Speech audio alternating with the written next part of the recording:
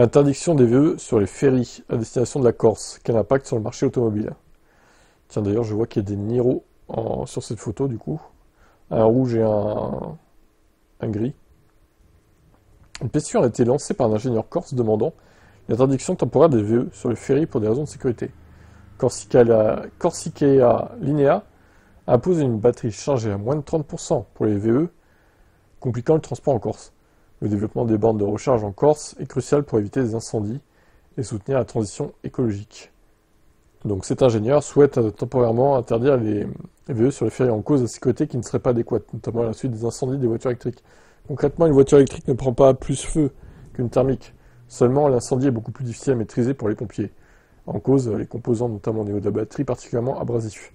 La pétition met également en avant le fait qu'on ne dispose pas de moyens efficaces pour détecter et gérer un incendie de voiture électrique, une situation délicate pour les autorités qui ne cessent de pousser pour que la population investisse dans la mobilité électrique.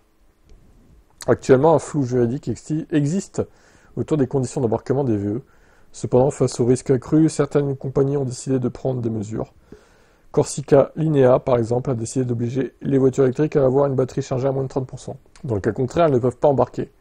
Ce qui est un vrai problème pour la Corse. En effet, le déploiement des bornes de recharge en Corse est encore limité. De fait, les automobilistes n'hésitent pas à faire la traversée avec une batterie pleine à 100%, de quoi créer des situations potentiellement dangereuses. Est-ce que ça peut impacter le marché de l'automobile? Pour cela, regardons ce que pensent les habitants du Var empruntant régulièrement les ferries. Dans la grande majorité, ils sont plutôt favorables à une transition écologique et à un investissement dans la voiture électrique. Cependant, ils pensent également que la solution est plus une amélioration des mesures de sécurité et non une interdiction totale.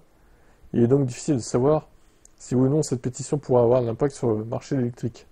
Sinon, tu vas encore en avion et tu loues une voiture sur place. Voilà, au pire. Moi, je suis pas trop pour cette pétition, franchement. Les incendies sur les bateaux, c'est quand même assez rare. Surtout que là, en général, il doit pas y avoir beaucoup de VE qui embarquent sur des bateaux de tourisme comme ça. Je pense que c'est une minorité, hein. Mais bon, affaire à suivre, comme on dit. Quel est votre avis sur la question?